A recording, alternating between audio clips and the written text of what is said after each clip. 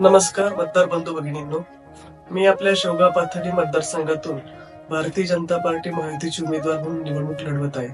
आपल्या सर्वांना कल्पना आहे की गेल्या 10 वर्षामध्ये सरकारच्या माध्यमातून अनेक कल्याणकारी योजना मतदारसंघामध्ये राबवल्या आहेत. विकास कामं मोठ्या प्रमाणावर केली आहेत. रस्ते, वीज, पाणी, वीज तोडणी कामगारांचे प्रश्न असतील, आमच्या महिला भगिनींच्या अडीअडचणी असतील, या सातत्याने लोकसंपर्कात राहून केलेल्या आहेत.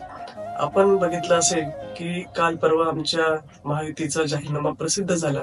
लाडक्या बहीण योजनेअंतर्गत आमच्या महिला भगिनींना 1,500 रुपये प्रतिमाह देण्यात आले आहे. परंतु कालच्या जाहीरनाम्यामध्ये महायुतीचं सरकार आल्यानंतर 1,500वरनं 2,100 रुपये अनुदान देण्याचं सरकारने घोषणा केलेली आहे. त्याचबरोबर आमच्या मुलींना उच्च शिक्षणासाठी मोफत सुविधा उपलब्ध करून दिलेल्या आहे. आमच्या शेतकऱ्यांसाठी 5 वर्षासाठी वीज बिल माफ करण्यात आलेले आहे. त्याचबरोबर शेतकरी किसान सन्मान योजनेच्या माध्यमातून 12,000 रुपये मिळतात. त्यामध्ये 15,000 रुपये देण्याचं सरकारने घोषणा या ठिकाणी केलेली आहे. अशा अनेक योजना या सर्वसामान्य घटकांचा विचार करून या सरकारने ज्या जाहीरनाम्यामध्ये घोषणा केली ते आपल्या सर्वांना कल्पना आहे.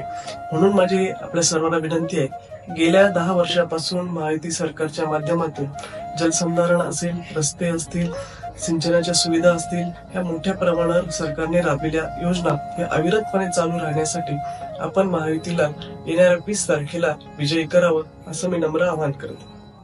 विकास अविरत, मोनिका ताईच परत.